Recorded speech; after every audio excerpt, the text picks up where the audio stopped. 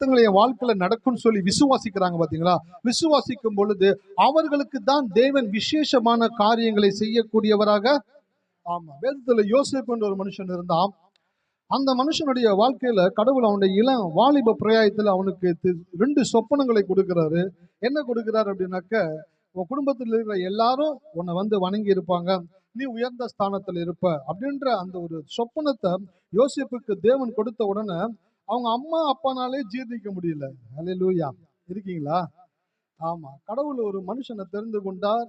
அவனை கர்த்தர் அவன் வாழ்க்கையில பெரிய ஆளா மாத்த போறாரு அப்படின்ற காரியங்களை தேவன் ஒரு மனுஷனிடத்துல பேசும் பொழுது, எப்போ சுத்தி இருக்கிறவனால நம்ப முடியலையோ அப்பதான் தேவன் அந்த வாக்கு தத்தத்தை இன்னும் தீவிரமாய் நிறைவேற்றக்கூடியவராக. ஆமா, அண்ணன்க பொறாமப்படுறாங்க. அப்பா சொல்றாரு, என்ன நாங்களாம் வந்து உங்ககிட்ட வணங்கி நிப்போமா? என்ன நீ சொப்பனம் கண்டிருக்கிற? என்ன உனக்கு இப்படி? அதெல்லாம் நடக்கிற மாதிரி தெரியலையே அப்படின்ட்டு நெகட்டிவான காரியங்களை சொல்றாங்க. அந்த ஒரு 17, 18 வயது வாலிபனுக்குள்ள கடவுள் அப்படிப்பட்ட காரியங்களை வைக்கும் பொழுது அது எப்படி நடக்கும் அப்படின்னு தெரியல.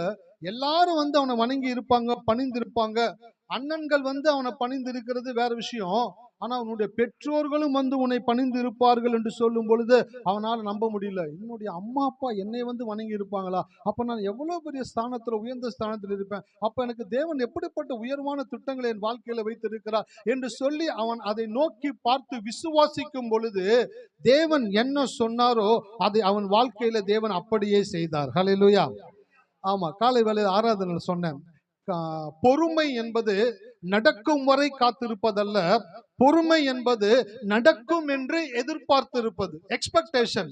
நடக்கும், என் வாழ்க்கையில கடவுள் சொல்லியிருக்கிறாரு, சொன்னது கட்டாயம் என் வாழ்க்கையில் நடக்கும், அது எப்பொழுது நடக்கும் என்று எதிர்பார்த்து இருக்கிறேன். அந்த எக்ஸ்பெக்டேஷன் எவனுக்குள்ள இருக்கிறதோ அவனுக்குள்ள தேவனுடைய காரியங்கள் துரிதமாய் வந்து நடக்கக்கூடியதாக இருக்கிறது. அல்லேலூயா.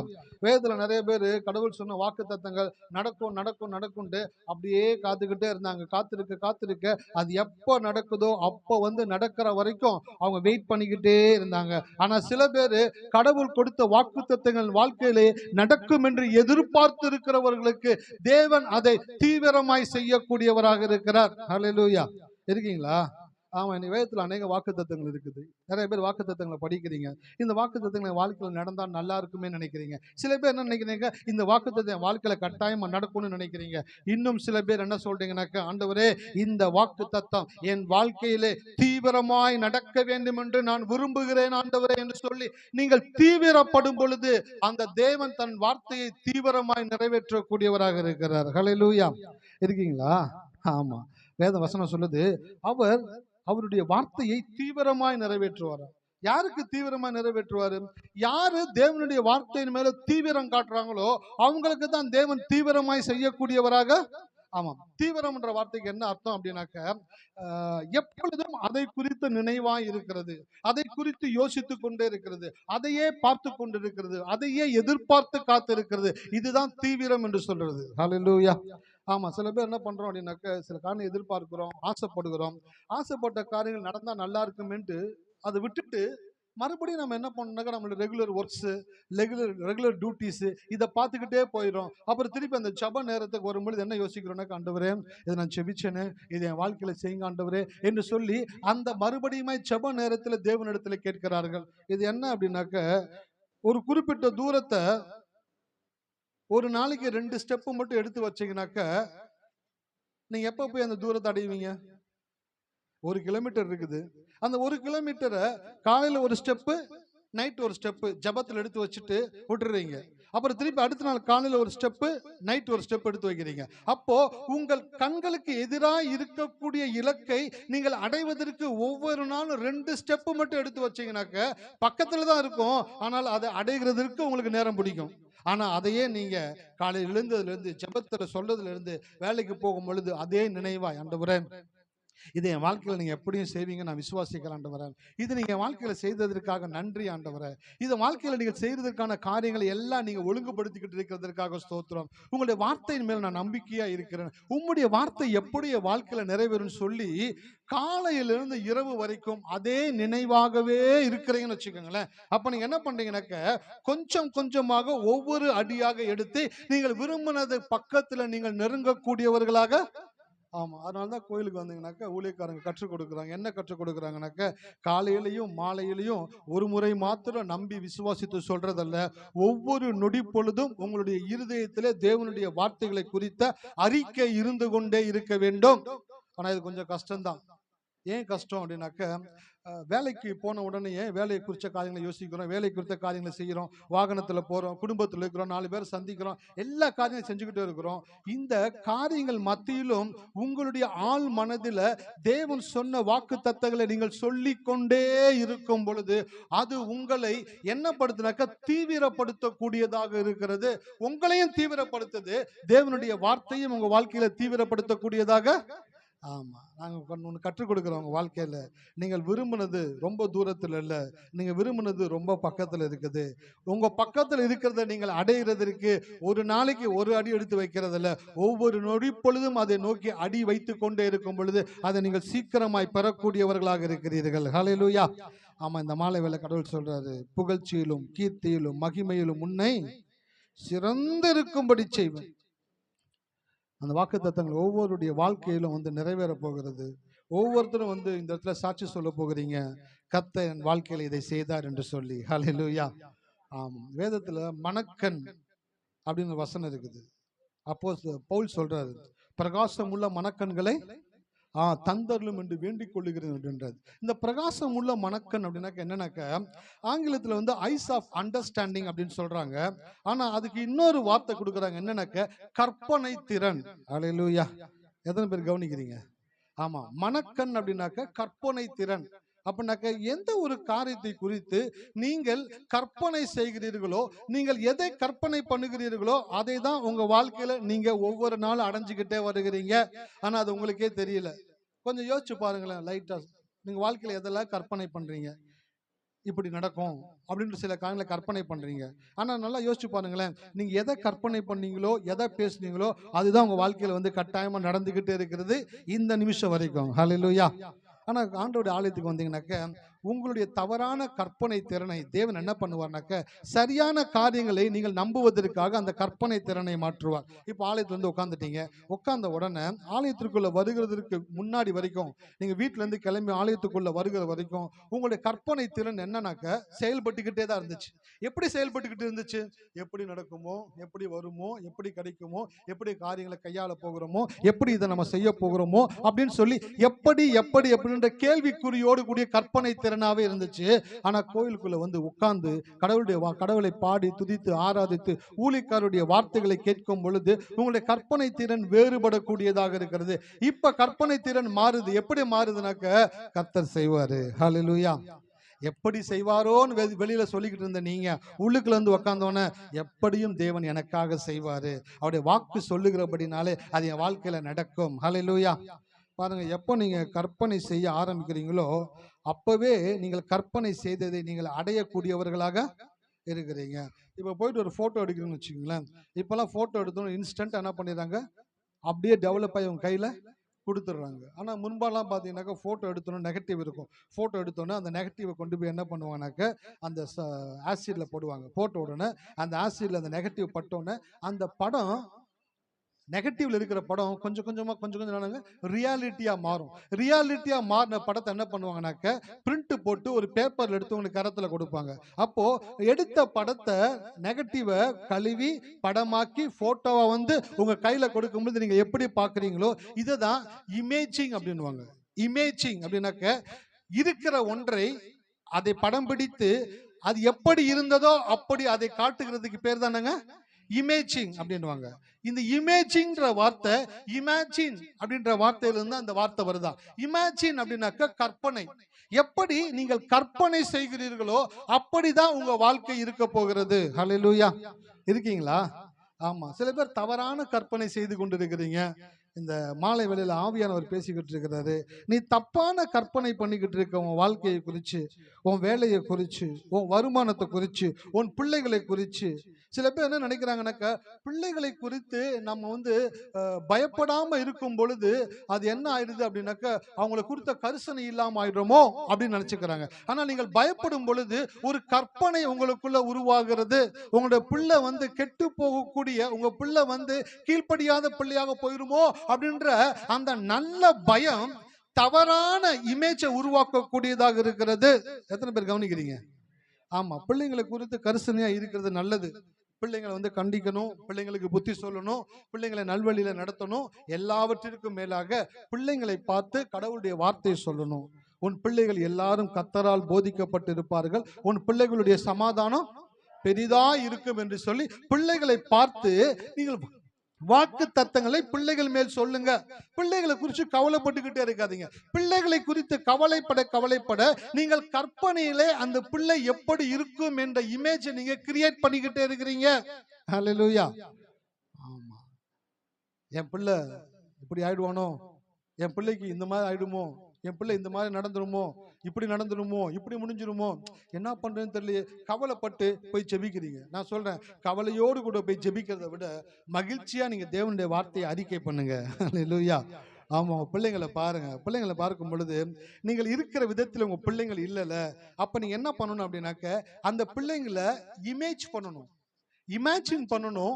பிள்ளைகளை இமேஜ் பண்ணணும். என்ன இமேஜின் பண்ணணும்? கடவுள் வாக்கு தத்தத்தை கொடுத்திருக்கிறார், இந்த வாக்கு தத்தத்தின் படிதான் என் பிள்ளைங்க இருப்பாங்க அப்படின்னு சொல்லி அந்த பிள்ளைகள் மேல் வாக்கு தத்தத்தை நீங்கள் பேசும் பொழுது அந்த பிள்ளைங்க அப்படி இல்லை, ஆனா உங்களுடைய கற்பனை திறனும் தேவனுடைய வாக்கு தத்தமும் அந்த பிள்ளைகளுடைய இமேஜை மாற்றக்கூடியதாக.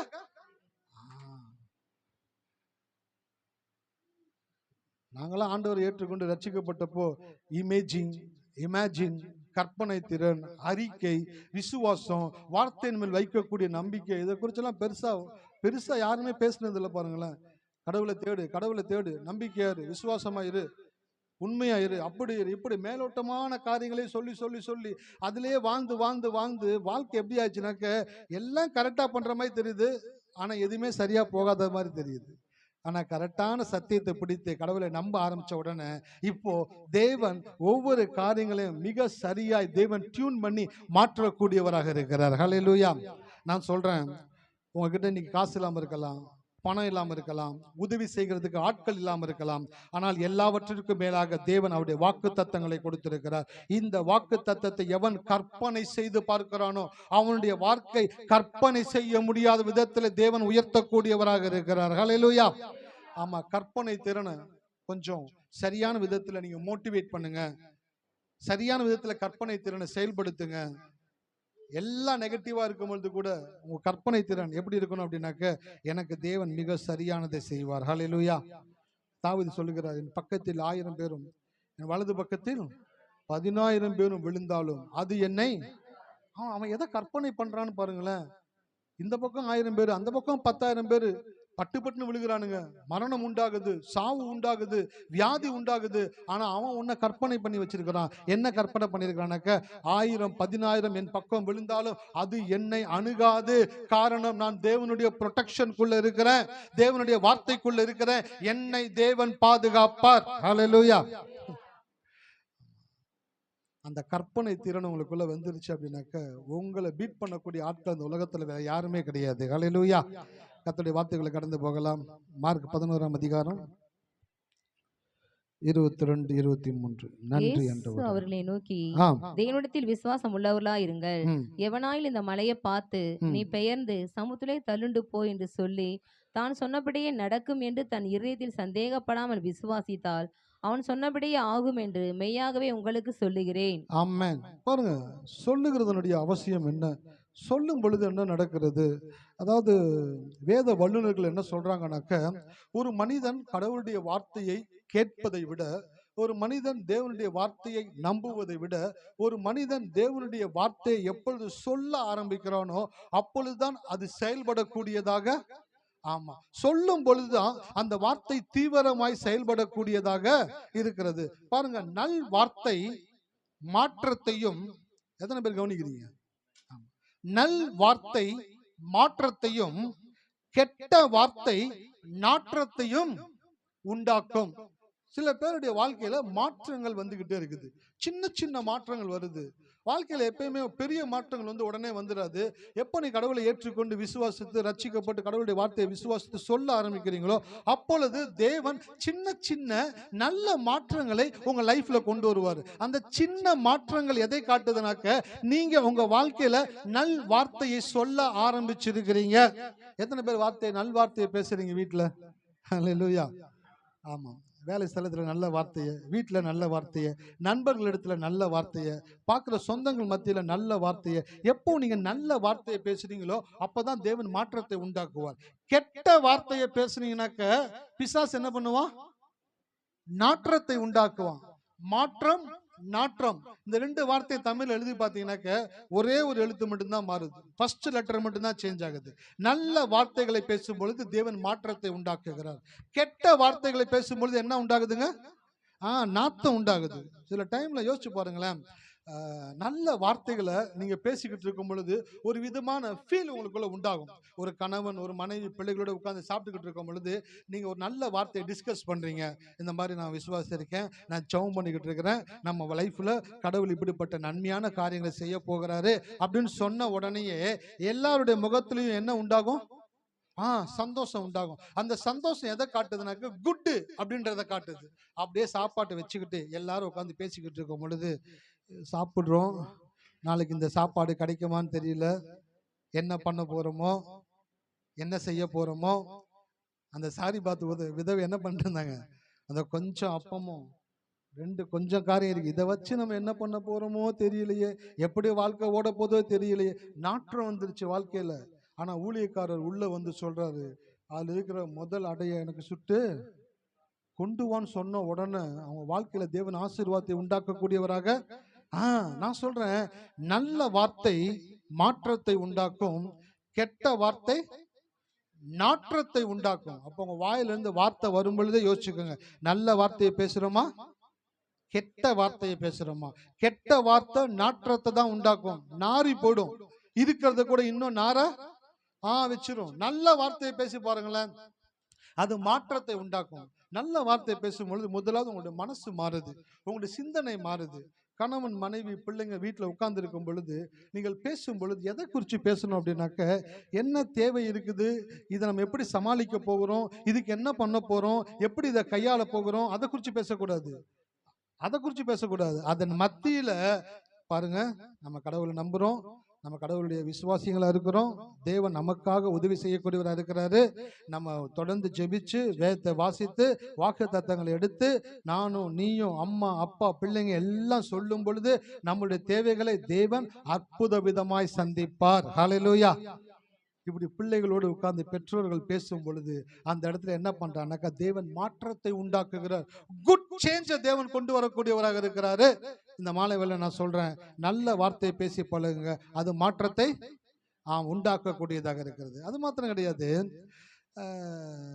நாம் பாரம் சுமக்கும் கழுதைகள் அல்ல, நாம் உயர பறக்கும் கழுகுகள்.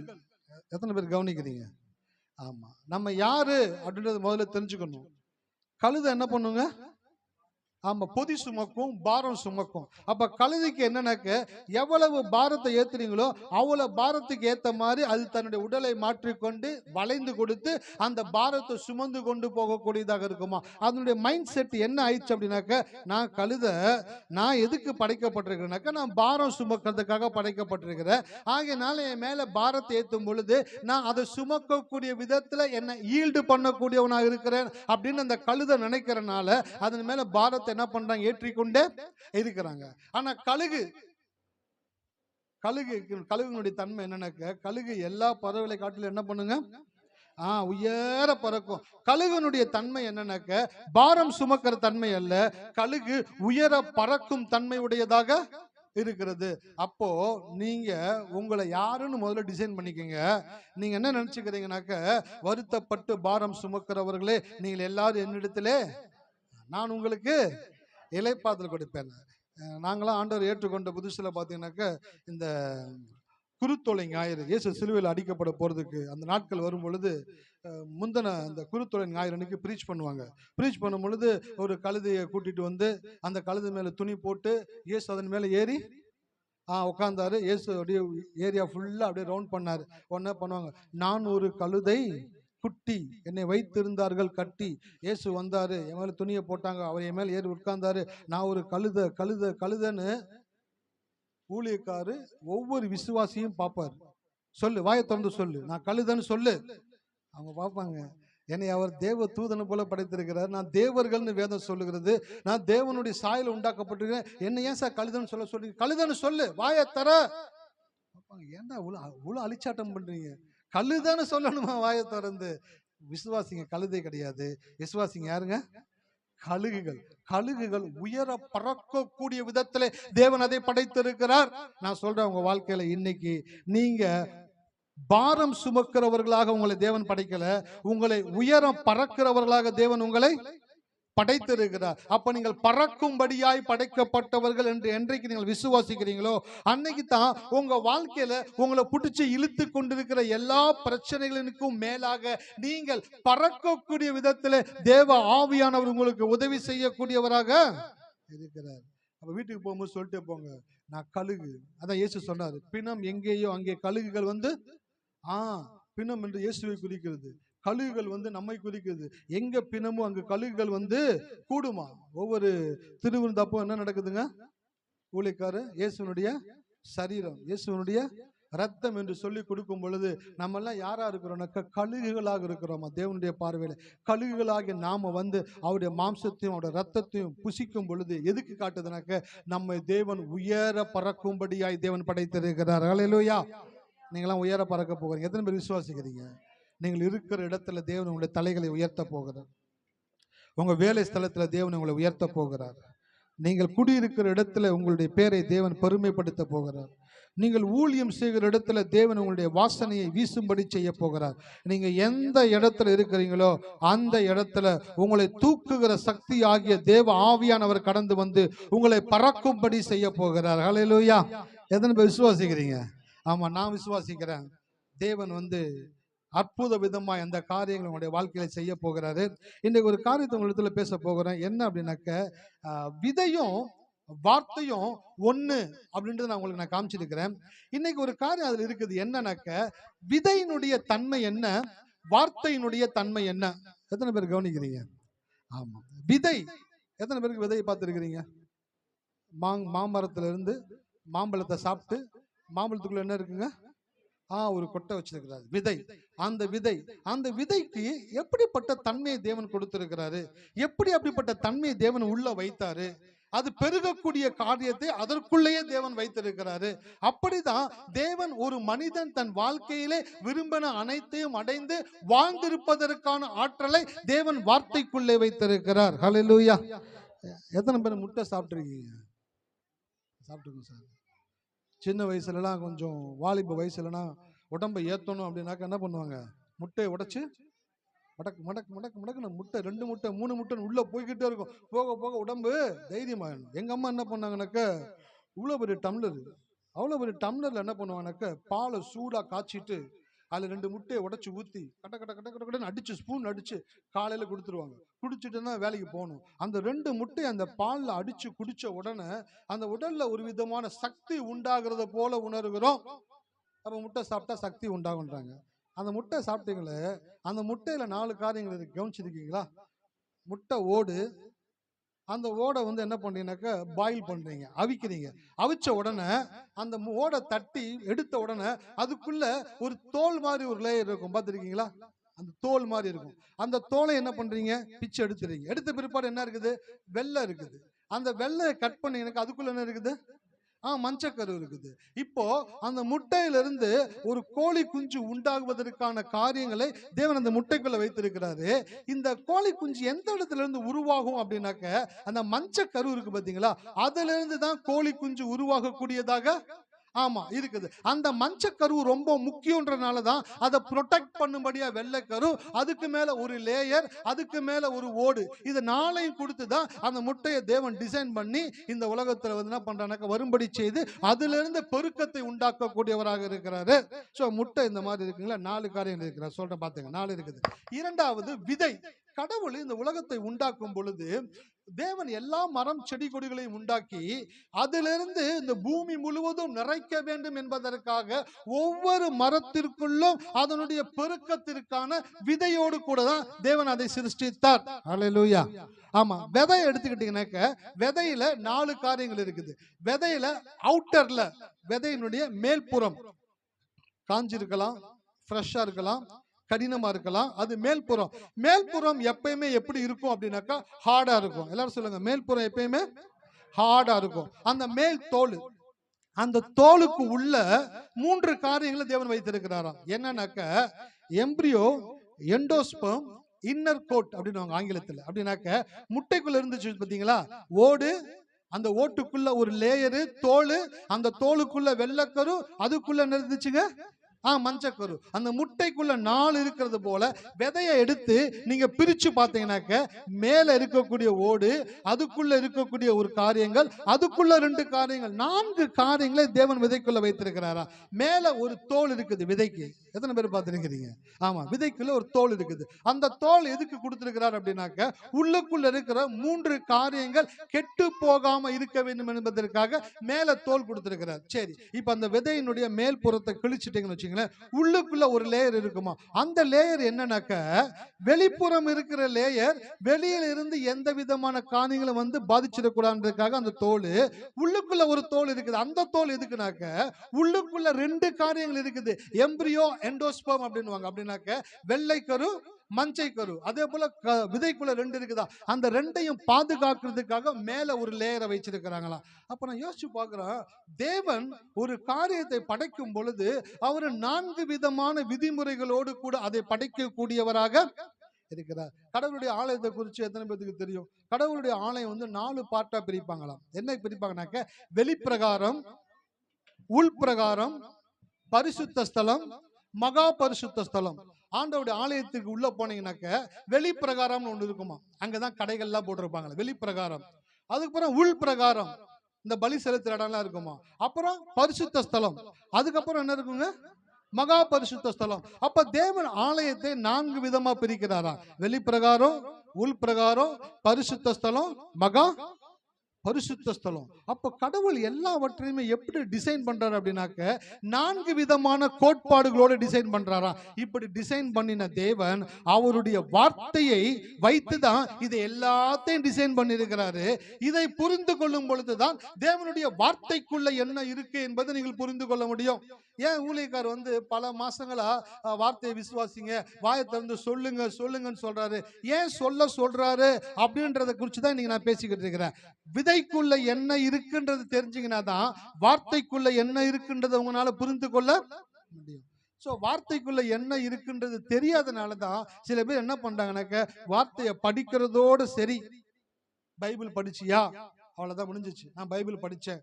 பைபிள் படிச்சா எந்த மாற்றமும் உண்டாகாது. பைபிளை தியானிச்சீங்கன்னா தான் மாற்றம் உண்டாகும். ஹல்லேலூயா. வேதத்தை தியானிக்கும் பொழுதுதான் உங்களுடைய மனக்கண்கள் திறக்கப்படுகிறது. நீங்கள் விரும்புகிறது தேவன் உங்களை அடையும்படி செய்யக்கூடியவராக இருக்கிறார். சரி, இப்போ இந்த விதை இருக்குல்ல, இந்த விதைக்கு மேல ஒரு தோல் இருக்கு பாத்தீங்களா, ஃபர்ஸ்ட் அதுதான் என்னன்னாக்க எழுதப்பட்ட தேவனுடைய வார்த்தை. எல்லாரும் கையில பைபிள் வச்சிருக்கீங்களா? அதுல வாக்குத்தத்தங்கள் இருக்குல்ல, வசனங்கள் இருக்குல்ல. இந்த வசனங்களை நீங்கள் படிக்கும் பொழுது நீங்கள் மேல்புறமான காரியங்களை மட்டும் தான் பாக்குறீங்க. மேல இருக்கிற தோல் தான் நீங்க பாக்குறீங்க.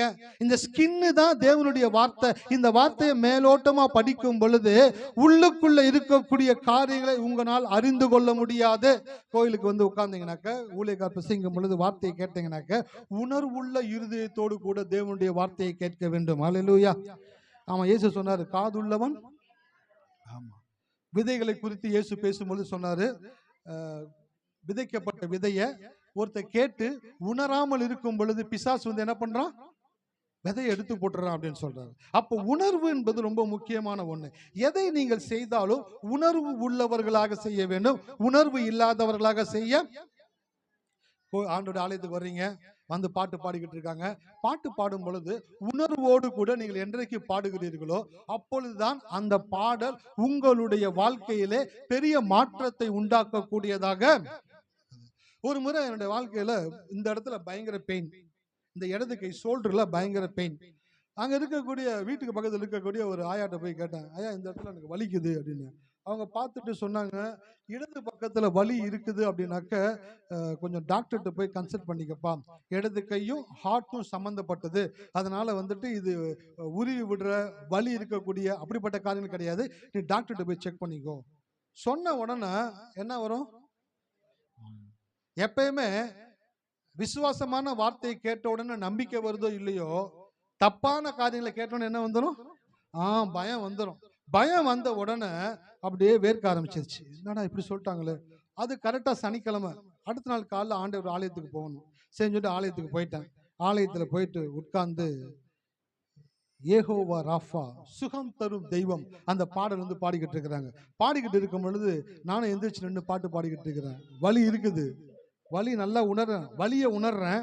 வலியை உணரும் பொழுது அந்த பாடல் பாடும் பொழுது என்னை சுகமாக்குகிற தேவன், என்னை சுகமாக்குகிற தேவன் பாடிக்கிட்டு அந்த பாடலுடைய வரிகளை உணர ஆரம்பிச்சேன் பாருங்க. உணர ஆரம்பிக்கும் பொழுதே எனக்குள்ள நான் உணர்ந்த வலி என்னை விட்டு நீங்கி போனது. ஹல்லேலூயா. நான் அவருடைய பிரசனத்தை உணரும் பொழுது, நான் எதை உணர்ந்துகிட்டு இருக்கிறேனோ அதை உணரக்கூடிய விதத்துல அல்ல, பிரசனத்தை உணரும் பொழுது அது மாறக்கூடியதாக. ஆமா, வாழ்க்கையில் என்னைக்குமே தெரிஞ்சுக்கீங்க, என்னைக்கு நீங்க ஒரு காரியத்தை உணர்ந்து செய்றீங்களோ அதுதான் உங்களுக்கு பலன் கொடுக்கும். உணராமல் செய்கிற எத்தனை காரியங்கள் இருந்தாலும் அது பயனற்றது. ஆனா சொல்லிக்கலாம், நான் அப்படி பண்ணேன், இப்படி பண்ணேன், அது செஞ்சேன், இது செஞ்சேன், தம்புடிக்கு பிரயோஜனம் இருக்காது. எப்ப நீங்க உணர்வோடு கூட செய்றீங்களோ, அதான் கோயிலுக்குள்ள வரும் பொழுது உணர்வுள்ள இருதயத்தை தாங்க ஆண்டவரே. அதான் சில வாரங்களுக்கு முன்பாக பிரசங்கிக்கும் போது சொன்னேன், ஆண்டோடைய கோயிலுக்கு, ஆண்டோடைய ஆலயத்துல வரும்போது என்ன பண்ணணும்? ஃபர்ஸ்ட் காதை தட்டணும், அப்புறம் இருதயத்தை தட்டணும். ஏன்? காதுல கேட்கறதையும் இருதயத்துல விசுவாசிக்கிறது தான் என் வாழ்க்கையை மாற்றக்கூடியதாக இருக்கிறது. அப்போ உணர்வோடு கூட நீங்கள் செய்யும் பொழுதுதான் அது உங்களுடைய வாழ்க்கையில பலன் தரக்கூடியதாக இருக்கிறது. உணர்வு இல்லாம நீங்க எத்தனை காரியங்களை பண்ணாலும், இன்றைக்கு ஆண்டவர் உங்களிடத்துல பேசுறாரு, அது உனக்கு பயனே தராது. பாடல் பாடும்போது உணர்வோடு கூட பாடுங்க, ஆராதிக்கும் பொழுது உணர்வோடு கூட ஆராதிங்க, கடவுளுடைய வார்த்தை கேட்கும் பொழுது உணர்வோடு கூட கேளுங்க. எதோடு கேட்கணும்? ஆமா, நீங்க உணர்வோடு கேட்க முடியாதபடி பிசாசு பல தடைகளை கொண்டு வருவான், பல காரியங்களை கொண்டு வந்து போடுவான். அதையும் தாண்டி நீங்க தேவனுடைய வார்த்தையை கேட்கும் பொழுது அந்த உணர்வு என்ன பண்ணுதுனாக்க உங்களுடைய வாழ்க்கையில தேவனுடைய காரியங்களை கொண்டு வந்து செயல்படுத்தக்கூடியதாக இருக்கிறது. அப்போ நான் உணர்ந்து பாடும் பொழுது என்னுடைய பலவீனம் என்னை விட்டு நீங்கினது உண்மை என்பதுக்கு நான் சாட்சியாக இருக்கிறேன். அப்போ நான் உணர்ந்து தேவனுடைய வார்த்தையை கேட்டேன் அப்படின்னாக்க அந்த வார்த்தை எனக்கு உள்ள போய் எனக்குள்ள பெரிய மாற்றத்தை உண்டாக்கக்கூடியதாக. சோ வசனத்தை மேலோட்டமா படிச்சீங்கன்னாக்க விதையினுடைய மேல் தோலை பாக்குறீங்க. ரெண்டாவது என்ன இருக்குது? விதைக்குள்ள எம்பிரியோ எண்டோஸ்பெர்ம் சொல்லக்கூடிய கருவை, அந்த விதையை வளர செய்யக்கூடிய காரியங்கள் கெட்டு போகாமல் பாதுகாக்கக்கூடிய ஒரு லேயரை தேவன் வைத்திருக்கிறார் விதைக்குள்ள. அப்ப நான் சொல்றேன், வேத வசனத்தை பாக்குறீங்க, அடுத்து வேத வசனத்துக்குள்ள நீங்க அட்டென்ஷன் கொடுத்து உள்ள போகும் பொழுது, வசனத்துக்கு நீங்கள் நேரத்தை செலவு செய்யும் பொழுது இந்த வசனம் என்ன செய்கிறது என்றால் நீங்கள் கெட்டு போகாமல் உங்களை பாதுகாக்கக்கூடியதாக இருக்கிறது. ஹல்லேலூயா. இருக்கீங்களா? ஆமா. உணவுல உப்பு சேர்க்கிறோம், எதுக்கு சேர்க்கிறோம்? ருசிக்காக சேர்க்கிறோம். இன்னொன்னு கெட்டு போகாமல் இருக்கிறதுக்காக என்ன பண்றோம்னாக்கா உப்பு சேர்க்கிறோம். மீனை எடுத்துக்கொண்டு வந்து போட்டு சாவச்சு வறுத்து அதை என்ன பண்றாங்க, உப்புல போட்டு புரட்டி, கருவாடு வால்டாக்சி ரோடு பக்கம் போனா கும்முன்னு இருக்குது வாசனை. அந்த ரோட்டு பக்கம் போனா மட்டும் நான் வண்டியை ரொம்ப ஸ்லோவா தான் ஓட்டுவேன், அப்படியே ஸ்மெல் பண்ணிட்டே போவேன். அது ஸ்மெல் பண்ணும்பொழுது அது சாப்பிட்ட ஒரு சாட்டிஸ்ஃபேக்ஷன் வந்துடுது. அதே போல நான் சொல்றேன், உப்பு எதுக்குனாக்க கெட்டு போகாம பாதுகாக்கிறதுக்கு. அப்போ உங்க லைஃப்ல கடவுளுடைய வார்த்தையை நீங்கள் அதிகமாக பயன்படுத்தும் பொழுது நீங்க கெட்டு போக மாட்டீங்க. ஹல்லேலூயா. ஆமா, கெட்டு போகாமல் நித்திய ஜீவனை அடையும்படிக்கே தேவன் இயேசுவை இந்த பூமியிலே நீங்க கெட்டு போகிறது பிதாவுக்கு சித்தம் அல்ல, ஆனால் நீங்கள் கெட்டு போகிறது ஒருத்தனுக்கு விருப்பம். அவன் யாருங்க? ஆமா, அவனுக்கு என்ன பிரச்சனைனாக்க நீங்க நல்லா இருக்க கூடாது அப்படின்றதுதான் அவனுடைய பிரச்சனையே. அதான் காலைல ஆராதனை சொன்னேன்ல, வேதத்தில் இருக்கிற ஒரு வாக்கு தத்தத்தை கூட நீங்க அனுபவிச்சிட கூடாதுன்னு நினைக்கிறவன் யாரு? பிசாசு. வேதத்தில் இருக்கிற ஒரு வாக்கு தத்தத்தை கூட நீங்க மிஸ் பண்ணிடக்கூடாதுன்னு நினைக்கிறது யாரு? ஆமா, தேவன். அப்ப தேவன் நீங்கள் எல்லா வாக்கு தத்தத்தையும் அனுபவிக்க வேண்டும் என்று விரும்புகிறபடினாலே எவர்கள் கடவுளுடைய வார்த்தையை கேட்கிறவர்களாக மாத்திரம் அல்லாமல் தேவனுடைய வார்த்தைக்கு அதிக அட்டென்ஷன் கொடுக்கிறாங்களோ. கடவுளுடைய வார்த்தைக்கு எத்தனை பேர் டைம் ஸ்பெண்ட் பண்றீங்க? ஹலோ ஐயா, நான் கடவுளுடைய வார்த்தையை கேட்கிறேயா, வீட்டில் பைபிள் படிக்கிறேன், படித்த பிற்பாடு அந்த வார்த்தையை நான் தியானிக்கிறேன் ஐயா, அந்த வார்த்தையை நான் சொல்லிக்கிட்டே இருக்கிறேன், அதை நான் தியானிச்சுக்கிட்டே இருக்கிறேன், செய்தி கேட்டுக்கிட்டே இருக்கிறேன். நான் சொல்றேன் பாருங்க, நீங்கள் எவ்வளவாய் வார்த்தையோடு கூட அட்டாச் ஆகிருக்கிறீங்களோ அவ்வளவாய் உங்க வாழ்க்கையில நீங்கள் கெட்டு போகவே முடியாது. உங்களுடைய சரீரம் கெட்டு போகாது, உங்க வேலை கெட்டு போகாது, உங்க குடும்பம் கெட்டு போகாது, உங்களுடைய கணவன் மனைவி பிள்ளைங்க யாரும் கெட்டு போக தேவன் விட மாட்டார். வார்த்தை இருந்துச்சுனாக்க உங்களை கெட்டு போக விடவே விடாது. விதைக்குள்ள இருக்கக்கூடிய இரண்டாவது தன்மை, உள்ளுக்குள்ள இருக்கக்கூடிய காரியங்களை கெட்டு போகாமல் பாதுகாக்கக்கூடிய ஒரு லேயரை தேவன் விதைக்கு மேலாக வைத்திருக்கிறார். அப்படிதான் விசுவாசிகள் கடவுளுடைய வார்த்தையை கேட்டுட்டு அதுக்குள்ள இன்னும் உள்ள போகும் பொழுது, இன்னும் கொஞ்சம் டைம் ஸ்பெண்ட் பண்ணும் பொழுது, இன்னும் தேவனுக்குடைய வார்த்தைக்கு அட்டென்ஷன் கொடுக்கும் பொழுது நீங்கள் கெட்டு போக மாட்டீங்க. ஹல்லேலூயா. மூன்றாவது ஒரு காரியம் இருக்குது, என்னன்னாக்க அந்த எம்பிரியோ என்று சொல்லக்கூடிய அந்த மஞ்ச கருவுக்கு எது நியூட்ரிஷன் கொடுக்கும் அப்படின்னாக்க, வெள்ளை கருவுல இருந்து தான் மஞ்ச கருவுக்கு நியூட்ரிஷன் போகுமா. விதைக்குள்ள இருக்கக்கூடிய வளரும் தன்மை உள்ள அந்த காரியத்திற்கு எது சத்து கொடுக்குதுனாக்க, எண்டோஸ்போம் என்று சொல்லக்கூடிய ஒரு மேல இருக்கக்கூடிய லேயர் அந்த எம்பிரியோன்ற விஷயத்திற்கு நியூட்ரிஷன் கொடுக்குது. அப்படின்னாக்க சத்து கொடுக்குதான். ஹல்லேலூயா. இருக்கீங்களா? நம்ம வார்த்தையை வாசிக்கணும். வார்த்தைக்கு உள்ள போனீங்கன்னாக்க வார்த்தை உங்களை கெட்டு போக விடாது. இரண்டாவது, வார்த்தைக்குள்ள இருக்கக்கூடிய தன்மை என்னன்னாக்க உங்களை வளர செய்யக்கூடியதாக இருக்கிறது. எத்தனை பேருக்கு வளரணும்? சரீர வளர்ச்சி ஒண்ணு இருக்குது, மூல வளர்ச்சின்னு ஒண்ணு இருக்குது, ஆவிக்குரிய வளர்ச்சின்னு ஒண்ணு இருக்குது. என்னதுங்க? ஸ்பிரிச்சுவல் growth ஆங்கிலத்தில். அப்படின்னாக்க ஆவிக்குரிய வளர்ச்சி. உள்ளான மனுஷன் எப்படி வளர்ந்திருக்கிறான் என்பதை பார்ப்பதற்கு தான் தேவனுடைய வார்த்தைகளை படிக்க படிக்க படிக்க அது உங்களுக்கு வளர்வதற்கு வேண்டிய போஷாக்கை கொடுக்குது, நியூட்ரிஷனை வார்த்தை கொடுக்குதான். வார்த்தைக்குள்ள என்ன இருக்குன்றதை காமிச்சுக்கிட்டு இருக்கிறேன். ஹல்லேலூயா. ஆமா, விதைக்குள்ள என்ன இருக்கு, முட்டைக்குள்ள என்ன இருக்குன்றதை காண்பிச்சேன். ஏன்னாக்க இப்படிதான் வார்த்தைக்குள்ளே தேவன் 4 காரியங்களை வைத்திருக்கிறார். நீங்க மேல படிக்கிறது மேல் லேயரு. அப்புறம் நீங்கள் ஆழமாய் தேவனுடைய வார்த்தையை தியானிக்கும் பொழுது நீங்கள் கெட்டு போக மாட்டீங்க. மூணாவது, நீங்கள் இன்னும் அதிகமாய் தேவனுடைய வார்த்தைக்கு அட்டென்ஷன் கொடுக்கும் பொழுது, கான்சியஸா இருக்கும் பொழுது, வார்த்தை உணர்வு உள்ளவர்களாக இருக்கும் பொழுது, எதை பேசணுமோ அதை மட்டும் பேசுறது, தேவையில்லாம ஒரு எழுத்து கூட எக்ஸ்ட்ரா பேசாம ரொம்பவும் கான்சியஸா பேசுறீங்க பாத்தீங்களா. பேசும் பொழுது நீங்க என்ன பண்றீங்கன்னாக்க வார்த்தை உங்களுக்குள்ள வளர்ந்து கொண்டு இருக்கிறது என்பதை காட்டுகிறீர்கள். ஹல்லேலூயா. ஆமா, வார்த்தை வளருது. நான்காவது ஒண்ணு இருக்குது, என்னன்னாக்க எம்பிரியோ அப்படின்னு சொன்ன பாத்தீங்களா, மஞ்சக்கரு. அதுக்குள்ள இருந்துதான் தேவன் பெருக்கத்தை திட்டமிட்டு இருக்கிறார். எத்தனை பேருக்கு பெருக்கம் வேணும் வாழ்க்கையில? ஹல்லேலூயா. படிக்கிற பிள்ளைங்களுக்கு படிக்கிற ஞானம் பெருக்கமா இருக்குது. வேலை செய்கிறவங்களுக்கு வருமானம் பெருக்கமா இருக்குது. ஊழியம் செய்கிறவங்களுக்கு விசுவாசிகள் பெருக்கமா இருக்கிறாங்க. அப்ப தேவன் எல்லாவற்றையும் பெருக்கத்தின் நோக்கத்தோடு தான் டிசைன் பண்ணி இருக்கிறாரு. முட்டையை டிசைன் பண்ணும் பொழுதும் விதையை டிசைன் பண்ணும் பொழுதும் இவை ரெண்டையும் வார்த்தையின் மூலமா தான் டிசைன் பண்ணினாரு. வார்த்தையவே தேவன் எதுக்கு டிசைன் பண்ணார்னாக்க மனிதன் பெருக வேண்டும் என்பதற்காக தான் தேவன் வார்த்தையை டிசைன் பண்ணி கொடுத்திருக்கிறார். அப்ப வார்த்தைக்குள் இருக்கக்கூடிய நான்காவது ஒரு காரியம் என்னன்னாக்க, வார்த்தையை எவன் விசுவாசித்து படித்து அதிக அட்டென்ஷன் கொடுக்கிறானோ அவன் பெருகி கொண்டே இருப்பான். ஈசாக்கு வர வர விருத்தி அடைந்து மகா பெரியவன் ஆனான். தாவீது வர வர சவுலின் குடும்பமோ வர வர பலவீனப்பட்டது, தாவீதின் குடும்பமோ வர வர பலப்பட்டது. அப்போ எவனுக்குள்ள வார்த்தை இருக்குதோ அவனுக்குள்ள என்ன இருக்குனாக்கா பெருக்கம் இருக்கும்.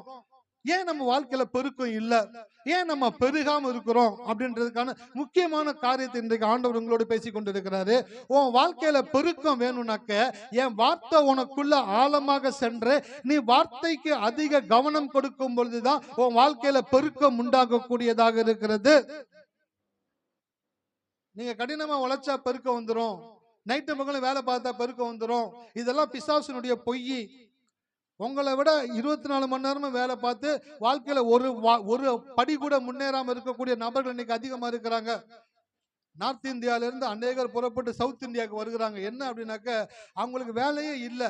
இங்க வந்து சார் 24 மணி நேரமும் நாங்கள் வேலையை பார்க்கிறோம், எங்களுக்கு உணவும் இருக்கிறதுக்கு இடம் மட்டும் கொடுத்தா கூட போதும் அப்படின்னு சொல்ற இடத்துல இன்னைக்கு மக்கள் வாழ்ந்து கொண்டு இருக்கிற கூடிய நிலையில நீங்க 26 மணி நேரம் வேலை பார்த்தாலும் நீங்க வாழ்க்கையில முன்னேற முடியாது. பிசாசுடைய மிகப்பெரிய பொய். கடினமாய் உழைத்தால் நீ மேல வரலாம், கிடையாது. நீங்கள் எவ்வளவாக அதிகமாக நேரத்தை தேவனுடைய வார்த்தைக்கு கொடுக்கிறீர்களோ இந்த வார்த்தை உங்களை உயர்த்தக்கூடியதாக இருக்கிறது. ஹல்லேலூயா. தானியேல் புத்தகத்துல எடுத்து வாசிச்சு பாருங்க. தானியேல், சாத்ராக், மேஷாக், ஆபேத்நேகோவை அடிமைகளாய் கொண்டு போனாங்களாம் பாபிலோன் தேசத்திற்கு. அடிமைகளாய் கொண்டு போன ஒரு மனுஷன் எப்படி சார் ராஜாவுக்கு அடுத்த ஸ்தானத்துக்கு வர முடியும்? அவன் என்ன கடினமா உழைச்சா வந்துட முடியுமா? நசிக்கிடுவாங்க. ஆனால் தேவனுடைய அபிஷேகமும் ஆசீர்வாதமும் அவன் மேல் இருந்தபடியினாலே, அவன் 3 வேளையும் ஜெபிக்கிற மனுஷனாக இருந்தபடினாலே, அவன் தேவனுடைய காரியத்திற்காக நிற்கக்கூடிய மனுஷனாக இருந்தபடினாலே அவனை தேவன் உயர்ந்த ஸ்தானத்திலே உயர்த்தி வைத்தார். நான் சொல்றேன், உங்க வாழ்க்கையில நீங்கள் இருக்கிற இடத்திலே தேவன் உங்களை உயர்த்த திட்டமிட்டு இருக்கிறார். உங்களை உயர்த்த முடியும் தேவனால. ஆனா நீங்க செய்ய வேண்டியது ஒண்ணே ஒண்ணு, வார்த்தைக்கு அதிகமா நேரத்தை கொடுங்க, கடவுளுடைய வசனத்தை படிங்க. ஒரே ஒரு காரியத்தை மட்டும் காண்பித்து கடந்து போக விரும்புறேன். என்னன்னாக்க, ஒரு மனுஷனுக்குள்ள கடவுளுடைய வார்த்தை உள்ள வந்தா அவனை எப்படி கெட்டு போகாம அந்த வார்த்தை பாதுகாத்துச்சு, எப்படி அவன் வளர்றதுக்கு அந்த வார்த்தை உதவி செஞ்சுச்சு, எப்படி அவன் பெருகிறதுக்கு அந்த வார்த்தை பயனுள்ளதா இருந்துச்சு அப்படின்னு வேதத்துல ஒரு மனுஷனை காண்பிக்க போகிறேன். அந்த மனுஷனுக்குள்ள அந்த வார்த்தை வேலை செய்யும் அப்படின்னாக்க உங்களுக்கும் இந்த வசனம் வேலை செய்யக்கூடியதாக இருக்கிறது. வசனம் எடுத்து வாசிக்கலாம். நன்றி ஆண்டவரே, நன்றி நன்றி நன்றி. ஆதியாகமம் 6ஆம் அதிகாரத்தை எடுத்துக்கொள்ளுவோம். 5ஆம் வசனத்திலிருந்து வாசிங்க. மனுஷனுடைய அக்கிரமம் பூமியிலே பெருகினது என்றும் அவன் இருதயத்தின் நினைவுகளின் தோற்றமெல்லாம் நித்தம் பொல்லாதே என்றும் கர்த்தர் கண்டு தாம் பூமியிலே மனுஷனை உண்டாக்கினதற்காக கர்த்தர் மனஸ்தாபப்பட்டார். அது அவர் இருதயத்துக்கு விசனமாயிருந்தது. அப்பொழுது கர்த்தர், நான் சிருஷ்டித்த மனுஷனை பூமி மேல் வைக்காமல் மனுஷன் முதற்கொண்டு மிருகங்கள், ஊரும் பிராணிகள், ஆகாயத்து பறவைகள் பரியந்தம் உண்டாக்கிறவர்களை நிக்கிரகம் பண்ணுவேன். நான் அவர்களை உண்டாக்கினது எனக்கு மனஸ்தாபமாய் இருக்கிறது என்றார். நோவாவுக்கோ கர்த்தருடைய கண்களில் கிருபை கிடைத்தது. நோவாவின் வம்ச வரலாறு. நோவா தன் காலத்தில் இருந்தலுக்குள்ளே நீதிமானும் உத்தமனுமாயிருந்தான். நோவா தேவனோடு சஞ்சரித்து கொண்டு இருந்தான். நோவா சேம், காம், யாபேத் என்னும் 3 குமாரை பெற்றான். பூமியானது தேவனுக்கு முன்பாக சீர்கெட்டதா இருந்தது. பூமி கொடுமையினால் நிறைந்திருந்தது. தேவன் பூமியை பார்த்தார், இதோ அது சீர்கெட்டதா இருந்தது. மாம்சமான யாவரும் பூமி மேல் தங்கள் வலியை கெடுத்து கொண்டு இருந்தார்கள். போதும். ஹல்லேலூயா. இந்த நோவாவை குறித்து நம்ம நிறைய கேட்டிருக்கிறோம். நோவாவுடைய காரியங்களை குறித்து எல்லாத்துக்கும் தெரியும். 2ஆம் உலகத்தை துவக்கின ஒரு மனுஷன் யாருனாக்க நோவா. முதல் உலகம் முழுவதுமாய் தண்ணீரினால் அழிக்கப்பட்டது. 2ஆம் உலகத்தை துவக்கினது யாருனாக்க நோவா. நோவா மூலமாக 2வது உலகமே உண்டாச்சு. மனுஷர்கள் வந்து பரவ ஆரம்பிச்சாங்க. நோவாவுடைய நாட்கள்ல தேவனுடைய வார்த்தை, தேவனுடைய சத்தம் அவருக்கு பயப்படுகிறவர்களிடத்திலே வந்து தேவனுடைய சத்தத்தை கேட்கக்கூடியவர்களாக இருந்தாங்க. ஏனோக்கு தேவனோடு சஞ்சரித்து கொண்டு, தேவனோடு சஞ்சரித்து கொண்டு இருக்கிறது அப்படின்னாக்க தேவனுடைய கையை பிடிச்சு நடக்கிற அந்த ஒரு சீன் கிடையாது. நோவா தேவனோடு சஞ்சரித்தான் அப்படின்னாக்க தேவன் சொல்லுகிற அந்த வார்த்தைகளையும் அந்த சத்தத்தையும் கேட்டு அதற்கு இணங்கி அதோடு கூட அவன் வாழக்கூடியவனாக இருந்தான். சஞ்சரிக்கிறது அப்படின்ற வார்த்தைக்கு என்னன்னாக்க செப்பரேட் ஆகி ஒருத்தரோடு கூட நாம் நடக்கக்கூடியதுதான் சஞ்சரிக்கிறது. உலகம் முழுவதும் சீர்கெட்டதா இருக்கிறது. மனுஷர்கள் வழிகளை கெடுத்து கொண்டு இருந்தாங்க. மனுஷங்கள் பாவத்தில் விழுந்து கொண்டு இருந்தாங்க. அதன் மத்தியில கடவுளுடைய வார்த்தையை கேட்கிற ஒரு மனிதன் அதை தவிர்த்து வார்த்தையோடு இணைந்து அவன் நடக்கிறது தான் என்னதுங்க சஞ்சரிக்கிறது. ஏனோக்கு தேவனோடு சஞ்சரித்து கொண்டிருந்தார். அடுத்து நோவா தேவனோடு சஞ்சரித்து கொண்டிருந்தார். அப்படின்னாக்க தேவனுடைய வார்த்தை வந்தது. வார்த்தை வந்த உடனே நோவா என்ன பண்ணார்னாக்க அந்த தேவனுக்காக தன்னுடைய நேரங்களை செலவு செய்யக்கூடியவராக இருந்தார். நான் சொல்றேன், நீங்க வாழ்க்கையில பெரிய அச்சீவ்மெண்ட் பண்ணணும் அப்படின்னாக்க, நீங்க வாழ்க்கையில நல்லா இருக்கணும் அப்படின்னாக்க, நீங்க தேவனுக்காக உங்களுடைய நேரங்களை செலவு செய்யும் பொழுது மாத்திரமே, பயனுள்ள விதத்திலே செலவு செய்யும் பொழுது மாத்திரமே நீங்கள் ஆசீர்வதிக்கப்படக்கூடியவர்களாக இருக்கிறீர்கள். ஹல்லேலூயா. ஆமா, விளையாத இடத்துல போய் விதைச்சிட்டு அறுவடை இல்லை அப்படின்னு சொல்றது முட்டாள்தனம். விளையக்கூடிய இடம் எது என்று பார்த்து அதுல விதைச்சு அறுவடையை பார்க்கிறது தான் புத்திசாலித்தனம். அப்படி இருக்கும் பொழுது எனக்கு பிரியமானதை எல்லாம் நான் செஞ்சுட்டு ஆண்டவரே உமக்காக நான் செய்தேன் என்று சொல்லுவதை விட, அவர் என்ன சொன்னாரோ அதை செய்துவிட்டு ஆண்டவரே நீர் சொன்னதை நான் செய்திருக்கிறேன், நீர் சொன்னபடி எனக்கு செய்தருளும் என்று சொல்லும் பொழுது அவனை தேவன் ஆசீர்வதிக்க கூடியவராக இருக்கிறார். ஹல்லேலூயா. ஆமா, இன்னைக்கு உலகம் எப்படி ஆயிருச்சு அப்படின்னாக்க, கடவுள் சொன்னதை செய்யறது இல்ல, இவங்களுக்கு பிடிச்சது, இவங்க விரும்புறது, இவங்க ஆசைப்படுறது, இவங்க யோசிக்கிற காரியங்களை எல்லாம் செஞ்சுக்கிட்டே இருந்துட்டு ஆனா வாழ்க்கையில் ஆசீர்வாதம் இல்லைன்னு சொல்லிக்கிட்டு யோசிச்சுக்கிட்டு இருக்கிறாங்க. ஆனா எப்பொழுது நீங்க ஒரு நிமிஷம் சிந்திச்சு நான் செய்கிறது வார்த்தையின்படி இருக்கிறதா, தேவன் சொன்னபடி இருக்கிறதா, வார்த்தையை சார்ந்து இருக்கிறதா என்று நீங்கள் நிதானித்து அதை செய்யும் பொழுது உங்களுடைய வாழ்க்கையில தேவன் பெருக்கத்தை கொடுக்கக்கூடியவராக இருக்கிறார். ஹல்லேலூயா. ஆமா, நோவா வாழ்ந்த நாட்கள்ல எல்லாரும் கெட்டு போய்கிட்டு இருந்தாங்க. ஆனா இவன் மட்டும் கெட்டு போகாம இருந்தான். நான் என்ன சொன்னேன், விதைக்கு மேல ஒரு தோல் இருக்கு, அந்த தோலுக்குள்ள ஒரு தன்மை இருக்கு. அந்த தன்மை என்னன்னாக்க விதையை கெட்டு போகாமல் பாதுகாக்கிற தன்மைன்னு சொன்ன பாத்தீங்களா, அதேதான் வார்த்தையை நீங்கள் எவ்வளவாய் கேட்கிறீர்களோ, படிக்கிறீர்களோ, வார்த்தையை நீங்கள் சொல்லுகிறீர்களோ, அப்பொழுது நீங்கள் கெட்டு போகாமல் வார்த்தை உங்களை காக்கக்கூடியதாக இருக்கிறது. ஹல்லேலூயா. ஆமா, இன்னைக்கு யூடியூப்ல, ஃபேஸ்புக்ல, நியூஸ் பேப்பர்ல எல்லாத்தையும் பார்த்தாக்க டிப்ரெஷன், மன அழுத்தம், சோர்வு, வேலை பளு, விரக்தி, பிரச்சனை, அது இது பயங்கரமான கூட்டம் எங்க போயிட்டு இருக்கிறாங்க, சைக்காட்ரிஸ்ட் போய்கிட்டு இருக்கிறாங்க, மனோ தத்துவ நிபுணர்கிட்ட போயிட்டு இருக்கிறாங்க. அவ்வளோ அப்பாயின்மெண்ட் வாங்கி ஜனங்க உட்காந்துருக்கிறாங்க. என்ன பண்றேனே தெரியல சார், பெரிய யோசனை இருக்குது, நைட்லாம் தூக்கம் வர மாட்டேங்குது, ஒரே நினைவா இருக்குது, இது எப்படி பண்ண போறோம், அது எப்படி பண்ண போறோம், பயங்கர ஒரு காம்ப்ளிகேஷனா இருக்குதுன்னு சொல்லிட்டு இருக்கிறாங்க. அப்போ அந்த மனோ தத்துவ நிபுணர்கள் சொல்றாங்க, ஒண்ணுமே இல்லாததை மக்கள் பெருசா நினைச்சு யோசிக்கிறதே அது அவங்களுக்கு ஒரு வியாதியாக வந்து சேர்ந்துருது. ஆனா என்ன பண்ணணும் அப்படின்ட்டு வேதம் சொல்லுதுனாக்க, கர்த்தருடைய வேதத்தில் பிரியமா இருந்து இரவும் பகலும் அவருடைய வேதத்தில் தியானமா இருக்கிற மனுஷன் பாக்கியவான், அவன் செய்கிறதெல்லாம் என்ன பண்ணக்கூடாதோ அதை பண்ணிக்கிட்டு இருக்கிறோம், என்ன பண்ணணுமோ அதை பண்றது இல்ல. நோவாவுடைய நாட்கள் எல்லாம் வலியை கெடுத்துக்கிட்டு இருந்தாங்க, டிப்ரெஷன்ல இருந்தாங்க. ஆனா நோவா மாத்திரம் எப்படிப்பட்டவனாக இருந்தானாக்க, தேவனுடைய சத்தத்தை கேட்டு தேவனோடு நடக்கக்கூடிய ஒரு மனுஷனாக இருந்தான். நான் சொல்றேன், இன்னைக்கு வார்த்தையை பிடிச்சுக்கிட்டீங்கன்னாக்க, நீங்கள் வார்த்தையோடு கூட எப்ப நடக்க பழகுறீங்களோ அந்த வார்த்தை உங்களை கெட்டு போகாமல் பாதுகாக்கும். ஹல்லேலூயா. அவன் பாருங்க, இன்னைக்கு ஆண்டவரை ஏற்றுக்கொண்டு கோவிலுக்கு வந்து ஞானஸ்தானம் எடுத்து ஊழியம் செய்கிறவங்க கூட சில டைம்ல என்ன பண்ணிடுறாங்கனாக்க, ஃப்ரஸ்ட்ரேஷன் ஆயிடுறாங்க, மன அழுத்தத்துக்குள்ள போயிடறாங்க, டிப்ரெஷனுக்குள்ள போயிடறாங்க, அப்ரெஷனுக்குள்ள போயிடறாங்க.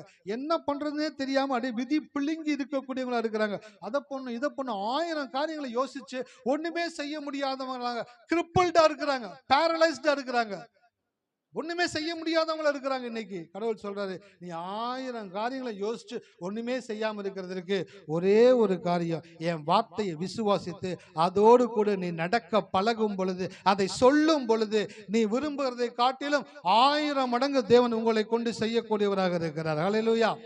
ஆமா, வாழ்க்கை தேவன் பெட்டரா டிசைன் பண்ணிருக்கிறாரு. ரொம்ப போட்டு குழப்பிட்டு இருக்காதீங்க. இப்படி இருந்தா எப்படியோ, இப்படி இருந்தா எப்படி ஆகும், அதெல்லாம் ஒன்றும் ஆகாது, நல்லா தான் இருப்பீங்க. எல்லாம் சொல்லுங்க, நான் இப்ப இருக்கிறத விட ரொம்ப நல்லா தான் இருப்பேன், என்னை தேவன் அப்படிதான் வச்சிருப்பாரு. ஆமென். ஹல்லேலூயா. ஆமா, நல்லா தான் இருப்பீங்க, நல்லா இருப்பீங்க. இந்த வார்த்தையை சொல்லும் பொழுதே சில பேர்த்துக்குள்ள மகிழ்ச்சி உண்டாகுது. நான் நல்லா இருப்பேனா? உங்களுக்குள்ள வார்த்தை இருக்கிற வரைக்கும் நீங்க நல்லா இருந்துகிட்டே தான் இருப்பீங்க. ஹல்லேலூயா. வார்த்தை உங்களை கெட்டு போக, ஆமா, வார்த்தையை சொல்ல சொல்ல சோர்ந்து போகிறவனுக்கு அவர் பலன் கொடுத்து, சத்துவம் இல்லாதவனுக்கு அவர் சத்துவத்தை பெருக பண்ணுகிறாராம். நீங்க வார்த்தையை படிக்க, வார்த்தையை சொல்ல சொல்ல சொல்ல என்ன நடக்கும் அப்படின்னாக்க, உங்களை நீங்களே தேற்றக்கூடியவங்களா மாறிடுங்க. அந்த வார்த்தை உங்களை அற்புதமா நடத்தக்கூடியதாக இருக்குது. நீங்கள் கெட்டு போகாமல் உங்களை பாதுகாக்கக்கூடியது தேவனுடைய வார்த்தை. அடுத்து அந்த தேவனுடைய வார்த்தை என்ன பண்ணுதுனாக்க, பெருக்கத்திற்கான ஊட்டச்சத்தை கொடுக்கக்கூடியதாக இருக்கிறது. பாருங்க, வார்த்தைக்குள்ள என்ன இருக்குன்னு தெரிஞ்சிருச்சுனாக்க நீங்க வார்த்தையை சொல்லாம இருக்க மாட்டீங்க. வார்த்தையை படிக்கும் பொழுது அது உங்களை கெட்டு போகாமல் பாதுகாக்குது. இரண்டாவது, வார்த்தை உங்களை வளர்வதற்கான ஊட்டச்சத்தை கொடுக்கிறது. இந்த உலகத்துல நீங்க எவ்வளவு ஆடு பார்த்தாலும், எவ்வளவு காரியங்களை பார்த்தாலும், காம்பலன்றான், ஹார்லிக்ஸ்ன்றான், வீவான்றான், பூஸ்ட்ன்றான், ஹெல்த் ட்ரிங்க்ஸ்ன்றான், எல்லாவற்றையும் குடிச்சாலும் உங்களுக்குள்ள நினைக்கக்கூடிய வளர்ச்சி இல்ல. நீங்கள் எப்பொழுது தேவனுடைய வார்த்தையை நீங்கள் விசுவாசித்து வாயை திறந்து சொல்லுகிறீர்களோ அப்பொழுது நீங்கள் வளருவதற்கான சத்தை தேவன் வார்த்தையில வைத்திருக்கிறார். ஹல்லேலூயா. வாலிப பசங்க முட்டை குடிச்சா கையில முட்டை முட்டையா வருன்றானுங்க. கட்ஸா வர்றதுக்கு என்ன பண்ணணும்? முட்டை சாப்பிடுப்பா, உடம்பு கட்டுக்கட்டா வரும். நான் சொல்றேன், பவுல் சொல்றாரு, சரீர முயற்சி அற்ப பிரயோஜனம் உள்ளது, தேவ பக்தியோ இந்த ஜீவனுக்கும் இனி வரும் ஜீவனுக்கும் வாக்குத்தத்தம் உள்ளதாகியால் அது எல்லாவற்றிற்கும் பிரயோஜனம் உள்ளது. நீங்கள் கடவுளுடைய வார்த்தையை படித்து அதை விசுவாசித்து அதை வாயை திறந்து சொல்ல சொல்ல அந்த வார்த்தை என்ன பண்ணுதுனாக்க உங்களை பெருக்கத்திற்கு வேண்டிய சத்தை கொடுக்கக்கூடியதாக இருக்கிறது. பாருங்க, நோவா எல்லாரும் அழிஞ்சு போனாங்க, நோவா மட்டும் கெட்டு போகாமல் இருந்தான். அதோட பரவாயில்ல, அவனை தேவன் பாதுகாத்தாரு, அவனை தப்புவித்தாரு. அவன் மூலமாய் தேவன் முழு உலகத்தை மறுபடியுமாய் ஜனிப்பிக்க கூடியவராக இருந்தார். பாருங்க, ஒரு வார்த்தை ஒரு மனுஷனுக்குள்ள போன உடனே அவனை கெட்டு போகாம பாதுகாக்குது, அவனை சக்தியை கொடுக்குது, அவன் பெருக்கத்துக்கு அவனை வழிவகுக்க கூடியதாக இருக்கிறது. அப்போ நோவாவுக்கு கடவுளுடைய வார்த்தை அதை செய்யும் என்றால், நான் சொல்றேன், உங்களுடைய லைஃப்லையும் சரி, நீங்கள் வேதத்தை வாங்கி அந்த வேத வசனத்தில் இருக்கக்கூடிய காரியங்களை படிக்கும் பொழுது, அதற்கு அதிக நேரத்தை கொடுக்கும் பொழுது, நான் சொல்லுகிறேன், நீங்கள் சுத்தி இருக்கிற நபர்களை காட்டிலும் உங்களை தேவன் அதிகமாய் உயர்த்தக்கூடியவராக இருக்கிறார். ஹல்லேலூயா. உங்களை கர்த்தர் கட்டாயம் உயர்த்துவார். இன்னைக்கு ஒரு தீர்மானம் எடுங்க. வீட்டுக்கு போகும் பொழுது நல்ல தீர்மானம். அதிகமா நான் கடவுளுடைய வார்த்தையின் மேல கான்சென்ட்ரேஷன் பண்ண போறேன், அதிகமாக நான் வசனத்தை படிக்க போகிறேன், அதிகமாக நான் வசனத்தை சொல்ல போகிறேன், நான் அதிகமாக வசனத்தை எதிர்பார்க்க போகிறேன் அப்படின்ற தீர்மானத்தை எடுத்துட்டு நீங்கள் இங்கேருந்து கடந்து போங்க. நீங்கள் போகும் பொழுது தேவன் உங்களுக்கு புதிய வாசல்களை திறக்கக்கூடியவராக இருக்கிறார். ஹல்லேலூயா. கண்களை மூடுவோமா? ஸ்தோத்திரிக்கிறோம் ஆண்டவரே, துதிக்கிறோம் ராஜா, நன்றி செலுத்துகிறோம் தகப்பனே. சிறியவனை